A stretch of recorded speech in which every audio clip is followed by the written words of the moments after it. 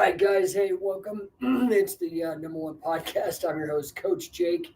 Hope you guys are doing good today. Super excited to be in here today. Uh, just going to look at my notes. Mastering the hybrid hustle.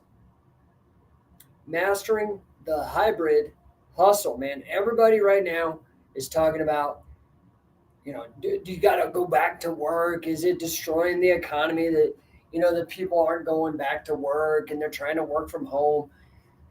I'm curious, first of all, how many of you guys, if you get a chance, while we wait for people to come in here, put in the chat how many of you guys are actually hybrid workers. I don't even know if any of you guys are hybrid. I'm not hybrid. I'm in my office right now, away from home, but it's my office. I mean, in my capacity with Grant, for example, I'm basically a 1099, so I broadcast, I serve clients here in Denver, but corporate headquarters is out in Miami. So, what does that look like for you? Do you have a hybrid hustle? And I want to talk to you because the thing is I think what happened with lockdowns, there was a convergence of everybody being forced to stay inside, and then all this technology. Now, I mean, we could all put on our conspiracy theory hats and say that it was on purpose, but I'm not 100% sure that that's the case. So I want to talk to you that this is a huge opportunity, right? This right now, hybrid hustling is a huge opportunity for everybody. And forgive me as I run through this, but here's some of the hybrid work stats. Okay, 83% of employees now would prefer hybrid work than getting even paid more money, but they have to work in an office. Okay, because maybe it's the time on the commute, maybe it's they're able to do more stuff at work, maybe because they could slack off at home. I don't know without the boss being there in the office. But we do know that 83% of employees prefer it over increased pay. So, for those of you who are looking to hire help, maybe the answer is to do so. Problem is, let me just tell you something from my experience. You're going to be at home like, oh, yeah, I'd rather not get paid. Well, guess what? Then I'm going to go all the way to Pakistan or the Philippines. I'm going to go on like Upwork or Fiverr or one of these things. I'm going to go hire somebody for, yeah, okay, you'll take 20 instead of 25 bucks an hour. Well, guess what? The Philippines will take $8.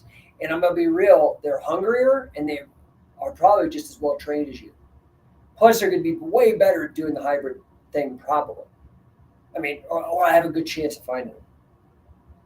Another piece of interesting info, companies implementing 4-day work weeks and flexible hours are seeing massive talent advantage. Of course, less work over more work, you get the same pay or what, My problem is this. The American dream is not going to be built on a 4-day work week. So as somebody who's an entrepreneur and realizes how much harder these things are than what we tend to make them seem to appear, this is going to be a challenge. So from a hiring standpoint, you're not going to get much work done in 4 hours or 4 days. Just being real. Like you're not going to get it done. Another interesting piece of information, 53% of remote capable employees prefer hybrid over 27% prefer pure remote. So there's actually on both sides. People are preferring the hybrid over full-time being on the location, and people are preferring the hybrid over full-time being remote. So what are the advantages here? And why wouldn't we want to embrace it, right? There is this big shift. Now, what if I can get the best of both worlds? What if that's what is really so amazing about this hybrid hustle? So again, all you guys out there, I don't know if you're currently doing hybrid work. I think it is moving in that direction, or are you working at home? Yeah, just curious. Now, I do want to talk about my job, about what I do. I got named the number one. Let me get my little award. Went to GrowthCon and Got my award for being the #1 coach. Right on. Can you see that? Performance Coach of the Year. Right. 10x business. So I love coaching. Now, obviously, I've been coaching business for a long time, and then been coaching submission wrestling, martial arts for a very long time as well. So I'm good at coaching, and I've learned to coach from literally the best. Obviously, on the business side, Grant Cardone, grappling side, Billy Robinson, Wade Chalice, Dick Cardinal, Frank Shamrock. So the coaching industry, I love it. I've found my niche. This is my jam. That's why I'm #1. Not just my brand, but actually #1, proof of concept. Because I found what I'm good at. Now, maybe not everybody's going to be a good coach. I can tell you, because there's people in my program, as much as they want to be a good coach, they're not a good coach. Just like there's going to be people in tennis, some people are going to be great, some people are going to be great. So what is it about coaching? What is it that we do? Are you a consultant? I'm different than a consultant, right? So being a consultant like KPMG or Bain or Boston Consulting Group, these are the big consulting companies out there. I'm like almost like you're hiring an expert to do the work. That's what a consultant would be like. A coach, that's like give the person a fish instead of teaching the fish. The coach is going to teach how to fish. So I come in. A coach is there to improve performance. That's why we changed our name to performance coach. It was like elite 10x business coach, but we changed it to performance coach. It's simpler. It's more straightforward. It's about getting you results, right? So the coach, Bill Belichick, crazy sugar daddy little chick aside, I don't know if you've seen all that nonsense. His like girlfriend who's like 20 or something. But Bill Belichick is the coach, and he's not Tom Brady. Tom Brady's out on the field, but both people are important to the team to get it happening. Why? What do you think is the advantage of having a coach? Why do all these top performers in athletics and in anything that's performing oriented, like singers, why do they have coaches? Well, one, it is the expertise that the person has in that particular field, obviously. So game planning, strategy, things of that nature. Two, accountability. Accountability. Somebody who cares about your success as much, if not even more than you do. Most of us, the only person that does that, and then that's not even everyone. Sometimes parents suck. But for a lot of us, the only person in our lives that want us to do better than they did is maybe our parents. This is the role of a coach. An extra person to help you win. It works. It's not disputed. Coaching has been around forever. As such, people are starting to realize this and applying it to other performance fields, in particular in business. This is where I have moved. I had such a strong background, such great training, such great mentors, such great coaches in grappling, wrestling, martial arts, that stuff, that I was able to take those principles and apply it to my professional experience in business, software, entrepreneurship, mathematics, financial mathematics, my master's in financial engineering, and take the two and merge them into one. Does that make sense? So there is a big market for this. The coaching industry is projected to reach $7.21 billion in 2025. So over $7 billion just in coaching. It has grown 62% just since lockdowns, 2019 actually, but so it's grown almost double, not quite, okay, but 62%. Online coaching is projected by 2032 to go from the 7.21 it is now, projected by 2032 to go to 11.7 billion. I just want one of those. You guys can keep the other 10.7 billion. I just want 1 billion. in coaching. But hey, I'm number one. I'm working on it. Right now, as best they could count, there are 109,000 coaches worldwide, and 34,000 are in North America. So the whole world, there's 109,000 coaches, and a third of them are in the United States. Average hourly coaching fee, $244.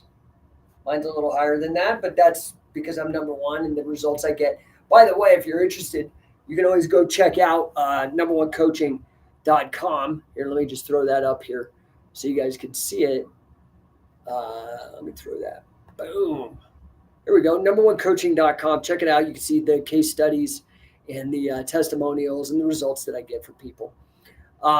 So again, average hourly is just under $244. If you're going to be a coach, again, not everybody can be a coach. If you're going to be a coach, you got to get results. You got to get wins. You got to put points on the board, okay? Or you're not going to make it.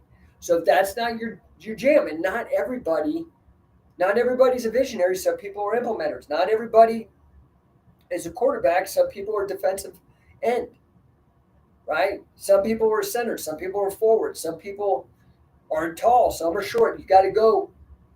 Some people are analytical. Some people are charismatic. You've got to find what you're good at and lean into it and get better at it than anybody. 99% of individuals and companies coached report satisfaction. 99%. Have you been coached? Have you ever been coached by anybody? In Little League,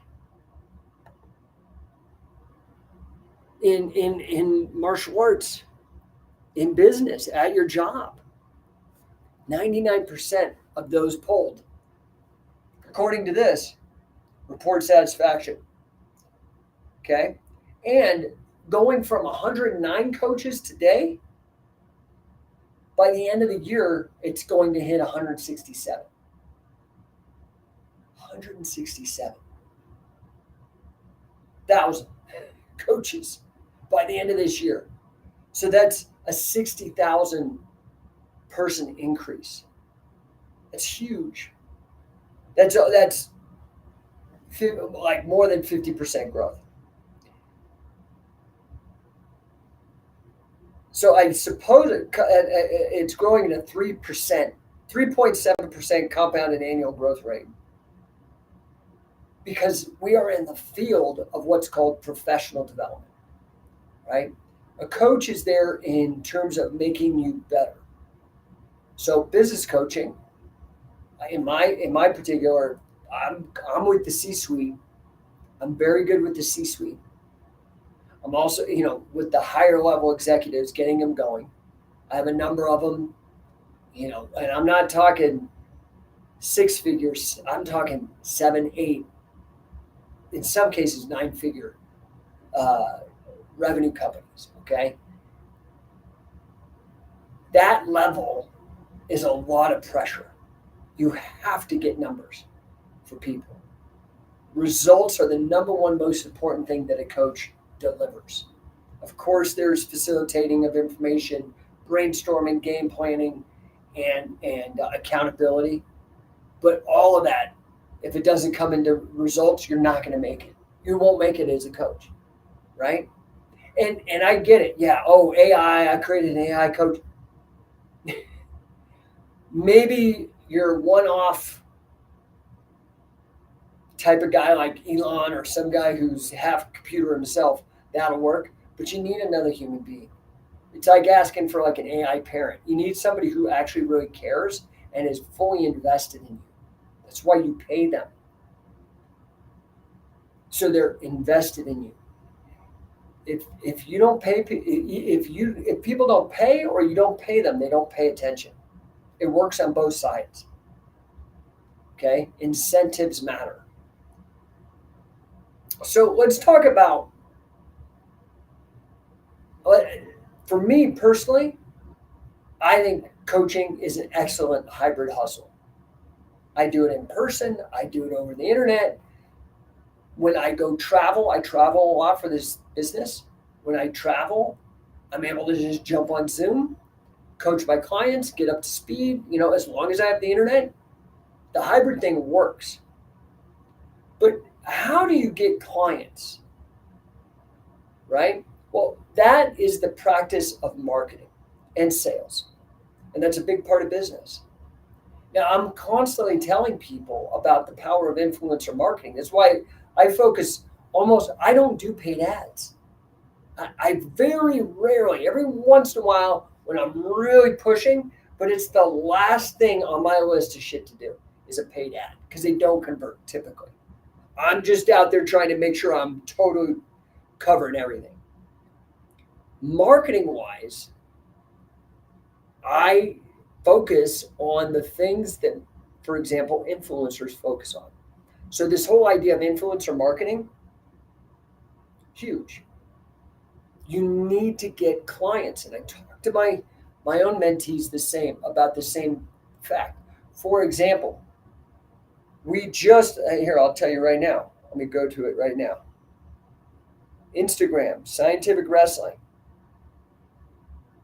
185 or no, 186,000 followers. 186,000 followers. That is real influencer marketing, right? I have more than a lot of MMA guys. Now, there's guys that have more than me, but I'm not even on those stages. How am I doing that? Why would I do that? So, influencer marketing, just some interesting stats, projected to reach $32.5 billion this year.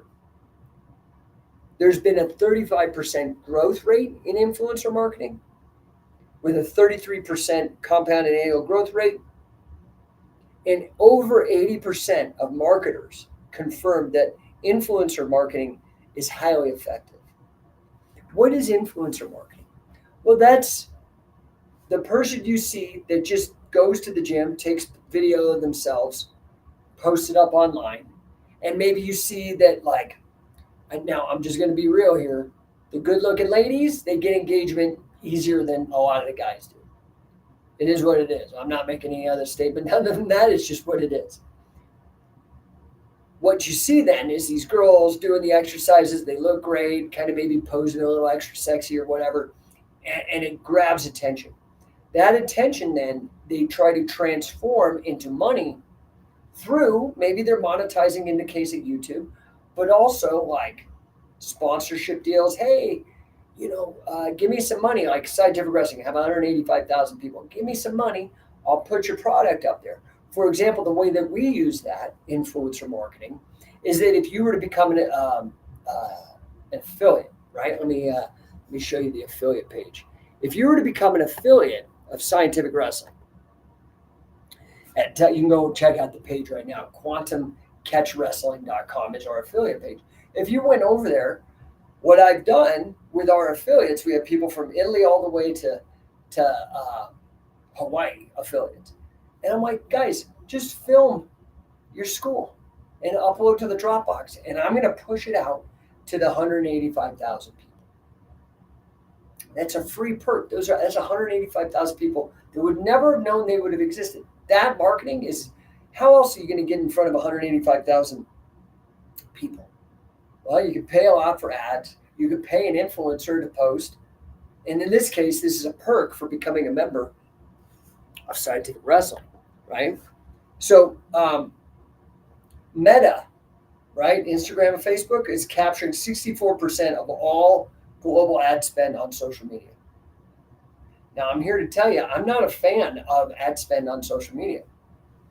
And not until you have a big fat budget. You should be making a couple million a year top line revenue before you really do. Otherwise, the key here is just putting out as much stuff as you can. More than you think, 10 times more than what you probably think.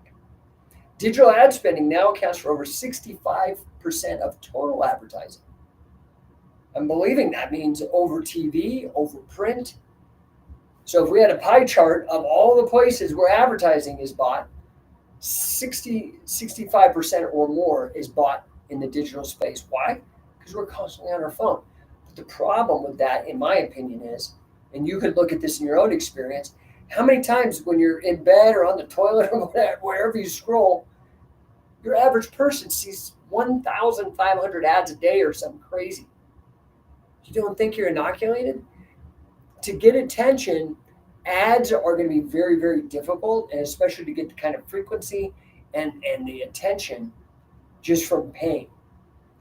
Instead, I increase your frequency and be creative. Companies spending equal amounts on social media ads and TV ads, but social media budget allocation expected to exceed 26% by 2028. Emerging trends, nano influencers account for 75%, 76% of Instagram's influencer base. A nano influencer. I'm guessing that's somebody that's maybe 10,000 to 15,000. Live streaming. See, right here, I'm already ahead of the thing. Is emerging as leading content strategy. 52% of marketers. I've been live streaming now for over a decade. Why? Why do live streaming? Why do people care? Why should I turn on my thing and start going, right?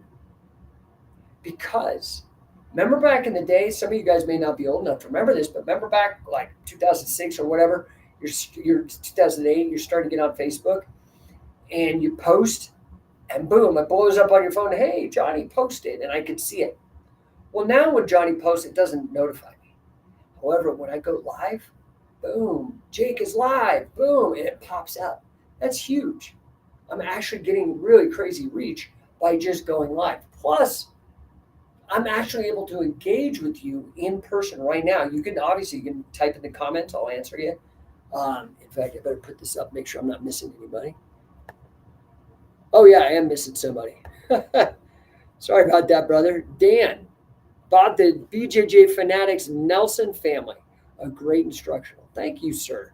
Appreciate that. Yeah. So, again, being number one has multiple meanings, right? One of those meanings for me is being first to market, being the number one guy, the guy to do it first.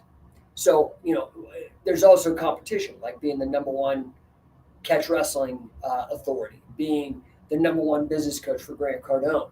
But there's also being first in the market, like being the first to bring the Mace belt and Mace Fitness to the West and to really do it on a production level. The first to hold catch wrestling tournaments and competitions in over 100 years. Well, in the case of what you're talking about, Dan, and I appreciate the comment. Go leave a great comment on the BJJ Fanatics page if you don't mind. I'd love that. But that was I could not believe prior to me, for the grappling market, submission wrestling, there had not been a Nelson's for submission wrestling DVD. Blew my mind. Now, obviously, a lot of the stuff I did for BJJ Fanatics and the people I've referred in to BJJ Fanatics, like my guys Sam or Jesse, I've referred a lot of people in that I thought should be up on that stage, sharing their ideas. But in this case, nobody had done anything like this for the Nelson family. It was like crazy to me. So it was all these ideas and concepts were kicking around from when I was younger, and with some of the strategies and tactics I used, some of the stuff I was taught by my coaches, in particular Billy and Wade, and then I merged them. And then I found my guy Jesse, who had been really stellar on going even further and taking them into the submission game. Right? Remember this. I think people in the Brazilian Jiu-Jitsu sometimes get myopic. They get short-sighted. They only see a certain amount of the picture, and that is this: the guard is a fantastic, what we call a catch wrestling with Carl Gotch, one of my mentors. Again, number one, right? Anyway, the founding father of MMA. It was because his influence that Pancras came about, that Shuto came about, that New Japan came about, that Antonio Inoki was doing these hybrid matches. Anyway, this thing is about the fact that all of the instructionals out there They're not a substitute though. I want to put that out there. You've got to actually go start messing around. I can't remember where I was going with this, but anyway, to come back to it, I appreciate the comment, Dan. Um, yeah, the Nelsons, huge, huge. Oh, control positions, as Carl would call it. So with a Nelson, a control position is a position from or a hold, for lack of a better term, from which you set up your finishes. Makes sense. Brazilian Jiu Jitsu, effectively I'd say 90%, 95% of their strategies come from the control position that they call the guard, or we would call maybe body scissor. Okay? Make sense? Well, there's many of these control positions for where you could set up submissions. We were the first to show cradles. Did a camp years back before all these other BJJ fanatics people jumped on board with Neil Melanson. I put Neil and Wade together so they could show how cradles would work, right? And anyway, since then that's born. Well, the Nelson is just another control position from which you set up submissions. In this case, you could set up the Darce, you could set up neck cranks. You could, in our case, in Catch as Catch Can, you could also set up great pins, and some of those pins are also submissions, what I call a pinisher, both a submission and a pin. Now, let's go back real briefly. Live streaming is emerging as the leading content strategy, according to 52% of marketers. 63.8% of brands confirm plans to partner with influencers in 2025. That's why so many people are like, always hit me on the collab to collaborate on my 185,000 followers on Instagram. I think we have 70 some odd thousand on Facebook, just the page. I don't know what I have on YouTube right now, maybe between 15 and 20 grand, 20,000. And 47% focus on long-term influencer partnerships. So in this way, the influencer is in a way replacing what the old celebrity used to be on, say, television or print ad, right? So it used to be they would look for that the distribution was handled by the TV station or the magazine. We've got millions and millions of people who read, or millions and millions of viewers, or millions of listeners in radio. And then they would get like a doctor or an actor who plays a doctor on TV to promote cigarettes or aspirin or whatever, right? Well, now it's different. It's actually the influencer has the distribution, access to all the people, and they have authority through that, not through some title. It's subtle, right? It's very interesting. So I want to talk about, how do you leverage this now? How do you leverage the fact that 80% in the case of coaching clients now receive coaching virtually? Okay, and that's, dude. In fact, 100% of my coaching is done virtually now. I prefer it. I remember back in the day, when I was seeing clients, one-on-one clients, dude, I would have to bring them in my office, but it was a pain in my butt and all kinds of problems. So now I could show up anywhere with this quality. It's amazing to me. It's truly an amazing time to be alive, right?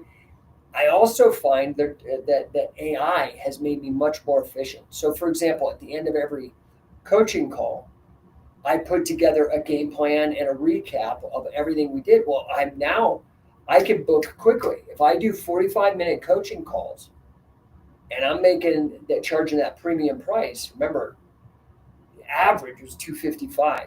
I'm not average. I'm in the number one at the far end of the tail, right? So now, but I can pack in, I can see 7 or 8 clients in a day, because that short 15-minute window between clients, I can put together an insanely solid follow-up and recap with the help of AI and other automation technologies. So I think the AI is only going to help this hybrid thing.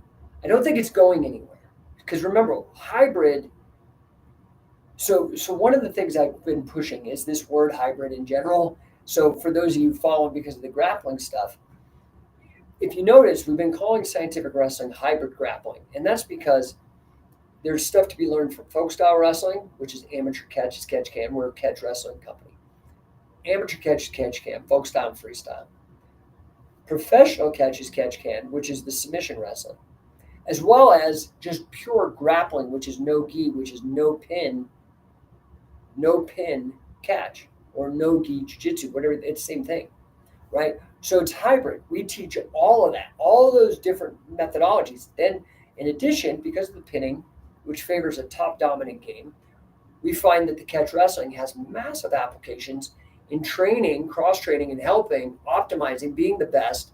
We know, you could see this in the statistics, that wrestlers are the best MMA athletes, right? And so what we promote is this idea of hybrid. Well, in terms of the workforce, hybrid, very simply, being at work or being at home, okay? Being in person or being online, maybe is a better way of putting it, because I'm not at home, but I'm online. Now, AI, all this, it's certainly not going away. It seems like people prefer it to pure online and pure in person. It allows a little more flexibility and freedom of time, right? So you get not only the online interaction, but you can also be in person and meet with people. So this is kind of what I try to do, and I'm trying to experiment with this with Scientific Wrestling, for example, right? Which is a coaching company, but it's specifically grappling, not business coaching. But it's weird because grappling you can't do online. I actually need to hold on to a body, and we've got to actually wrestle. But the information and the coaching, a lot of it can happen online, especially in the age now where all these instructions. For example, I had somebody coming on tell me how much they loved and what they learned from my Nelson instructional. Thank you, Dan. I could cut that up in the same way that Cardone has done with Cardone University, and take the lessons, put in quizzes, all that, and then mix it with in person. So in Grant's case, he holds masterminds or business summits or growth con, these things where they're in person, but then a lot of it's digital. We're moving that way. In fact, we've just released, it's actually not quite ready for release, but you can reach out to me and we'll put you on the early list. We're moving our certification program to be hybrid. It's going to be online, and then you come to events like CatchCon. We're doing we're going to start creating like masterminds that address all the things that you need to be successful. Okay. What kind of lifestyle do you need to live? What kind of nutrition? What are the options? What is it? What do you need to do to make money in order to make a living in this business, wrestling? All of that's going to be encapsulated in this new certification. In addition to all the stuff from the Nelson DVDs, stand up, submissions, pins, all of that. So look, I will say this: wrestling is in the middle of a renaissance.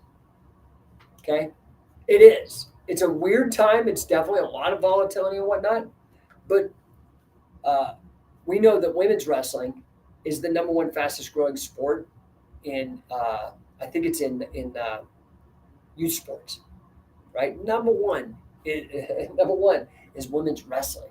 It's not football. It's not basketball. We know that's absolutely blowing up, right? The thing that's going to be a little weird for me, this is personal. I see that the NCAA is going to have women's wrestling. They need to keep it folk style. They're going to contest the women's wrestling in freestyle rules. You're going to miss all the ground wrestling. You're going to miss wrestling up, half the skills that actually translate to MMA. Folk stylers do better than freestylers in MMA. Okay, just saying. Anyway, I don't know if you guys have any questions or anything like that, but I would love to field any questions. Otherwise, I'm going to jet because I do have other clients. I've got a very, very busy day. I've still got 2 or 3 people that I've got to try to help. But remember, guys, even if you might be watching a replay, because this is live right now. It's the day before tax day, 4/14. Not quite 2 o'clock in the afternoon, but you might be watching this later. You can always reach out to me. You can go right here, numberonecoaching.com. Check that out. We have our case studies, the actual results that we've gotten for people. We could do it for you. Okay. Now the thing is this is a function of you. So like if you came to me and you wanted to win at tennis, you're going to have to work, right? It's coaching. You have to put in effort. That's going to be the key. But if you're willing and you're hungry and you're at that point where, dude, I'll do whatever it takes to win, we'll get you there. Okay. Appreciate all you guys. Hope you're doing well. And again, just reach out if I can be of any assistance. I try to watch the comments afterwards, but sometimes I'm so busy I can't get to them. You can always DM me. Or again, if you go to numberonecoaching.com, I'll make 15 minutes for anybody. You just got to get the schedule, the time booked. All right. Have a great day. Thanks, guys.